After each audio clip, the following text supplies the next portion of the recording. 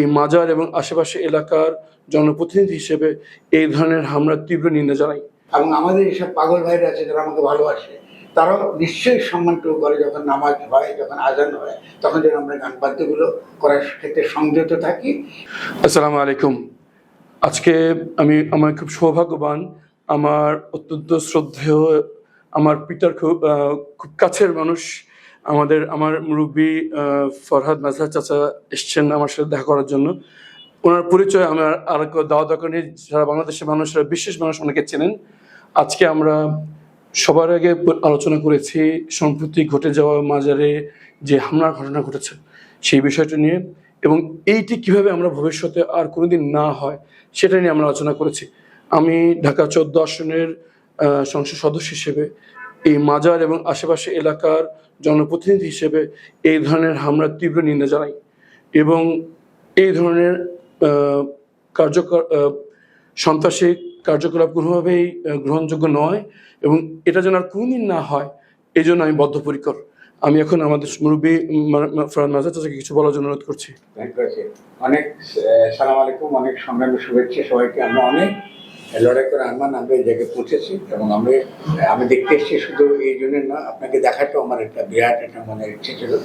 আমি তো লাস্ট আমাদের সঙ্গে দেখা হয়েছে, আমরা একটা অনেক বড় লড়াই সংগ্রাম করে চলে এসেছি, এবং এটা যদি এই ইতিহাসটা যদি আপনারা মনে রাখেন, তাহলে আমরা কিন্তু কোনোভাবেই বাংলাদেশকে এমন জায়গায় নিতে দেব না যেটা ব্যবহার করে আমাদের শত্রুরা আমাদের মধ্যে বিভক্ত সৃষ্টি করে, এবং একই সঙ্গে সঙ্গে আমাদের সুন্দর যে সকল প্রতিষ্ঠানগুলো, তার অনেক সমস্যা থাকবে, আমাদের তর্ক বিতর্ক থাকবে, এই প্রতিষ্ঠানগুলোকে যেন তারা ধ্বংস করতে না পারে।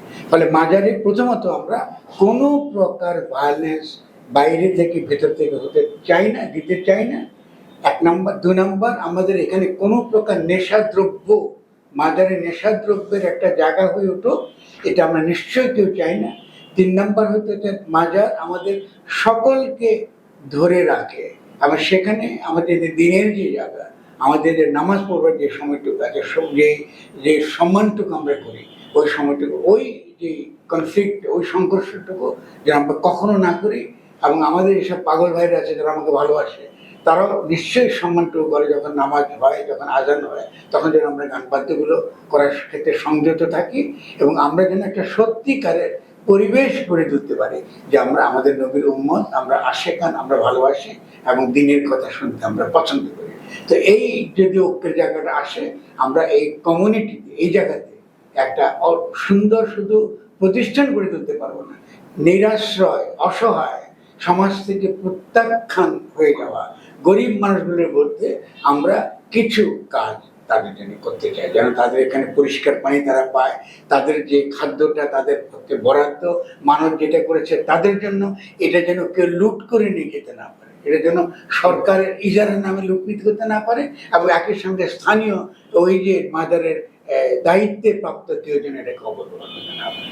এবং আমরা চাই যে সেক্ষেত্রে আমরা সকল একসঙ্গে কাজ করবো, একটা চমৎকার একটা পরিবেশ গড়ে তুলবো, যেন মিরপুরের একটা অত্যন্ত শক্তিশালী সামাজিক সাংস্কৃতিক কেন্দ্র আকারে আমাদের শাহ আলী দরগা এটা গড়ে ওঠে। সবাই অনেক ধন্যবাদ।